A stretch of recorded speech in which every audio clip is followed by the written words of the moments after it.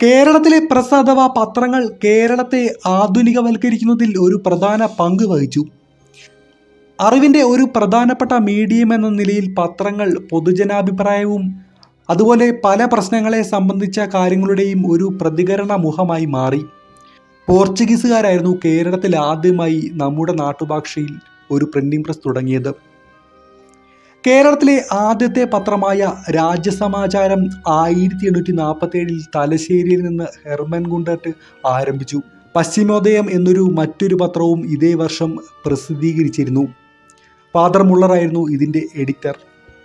1860 യൂറോപ്പിലെയും ബ്രിട്ടനിലെയും രാഷ്ട്രീയ പ്രാധാന്യമുള്ള വാർത്തകൾ ഉൾപ്പെടുത്തി വെസ്റ്റേൺ സ്റ്റാർ എന്നൊരു ഇംഗ്ലീഷ് പത്രം കേരളത്തിൽ ബ്രിട്ടീഷുകാർ ആരംഭിച്ചു. 1876 സത്യാനന്ദകാഹളം എന്നൊരു പത്രം ഫാദർ കാൻഡിഡസ് പ്രസിദ്ധീകരിച്ചു. കണ്ടത്തിൽ വർഗീസ് മാപ്പിള പ്രസിദ്ധീകരിച്ച കേരളമിത്രം എന്ന പത്രം പൊതുജനാഭിപ്രായം സംബന്ധിച്ച കാര്യങ്ങളാണ് പ്രതിപാദിച്ചത്. കോട്ടയത്ത് നിന്ന് പ്രസിദ്ധീകരിച്ച നസ്രാണി ദീപിക എന്ന പത്രം കേരളത്തിലെ ക്രിസ്ത്യൻ സമുദായത്തിൻ്റെ സാമൂഹികപരവും രാഷ്ട്രീയപരവും സാംസ്കാരികപരവുമായ ഉന്നമനത്തിനു വേണ്ടി നിലനിന്നു. 1890 കോട്ടയത്ത് നിന്ന് മലയാള മനോരമ ഒരു ആഴ്ചപ്പതിപ്പായിട്ട് പ്രസിദ്ധീകരണം തുടങ്ങുകയും പിന്നീട് 1928 ഇതൊരു പത്രമായി മാറുകയും ചെയ്തു. കണ്ടത്തിൽ വർഗീസ് മാപ്പിളയായിരുന്നു മലയാള മനോരമയുടെ ആദ്യത്തെ എഡിറ്ററും നടത്തിപ്പുകാരനും. സമകാലികമായ സാമൂഹികവും സാമ്പത്തികവും രാഷ്ട്രീയപരവുമായ കാര്യങ്ങൾ ഈ പത്രത്തിലൂടെ അദ്ദേഹം അവതരിപ്പിച്ചു. അക്കാലത്തെ പ്രമുഖ പത്രമായ മലയാള മനോരമ പൊതുജനാരോഗ്യം, കൃഷി, സാമ്പത്തികം, രാഷ്ട്രീയം, പൗരാവകാശം തുടങ്ങിയ കാര്യങ്ങളെക്കുറിച്ച് ചർച്ച ചെയ്തു. ദേശാഭിമാനിയിലൂടെ TK മാധവനും, സഹോദരൻ എന്ന പത്രം വഴി C അയ്യപ്പനും, മിതവാദിയിലൂടെ C കൃഷ്ണനും, വിവേകോദയം എന്ന പത്രം വഴി D കുമാരനും സാമൂഹികമായ അനീതികൾക്കെതിരെ പോരാടി. 1923 കോഴിക്കോട്ട് നിന്നും തുടങ്ങിയ മാതൃഭൂമി എന്ന പത്രം കേരളത്തിലെ ഏറ്റവും പ്രചാരമുള്ള പത്രങ്ങളിൽ ഒന്നായിരുന്നു. മുഹമ്മദ് അബ്ദുൾ റഹീം സാഹിബ് തുടങ്ങിയ അല്ലമീൻ എന്ന പത്രം മുസ്ലിം സമുദായത്തിൻ്റെ ഉന്നമനത്തിന് വേണ്ടി നിലനിന്നു. 1942 ഷൊർണൂരിൽ വെച്ച് പ്രസിദ്ധീകരണം ആരംഭിച്ച പ്രഭാതം എന്ന ആഴ്ചപ്പതിപ്പിൻ്റെ എഡിറ്റർ EMS നമ്പൂതിരിപ്പാടായിരുന്നു.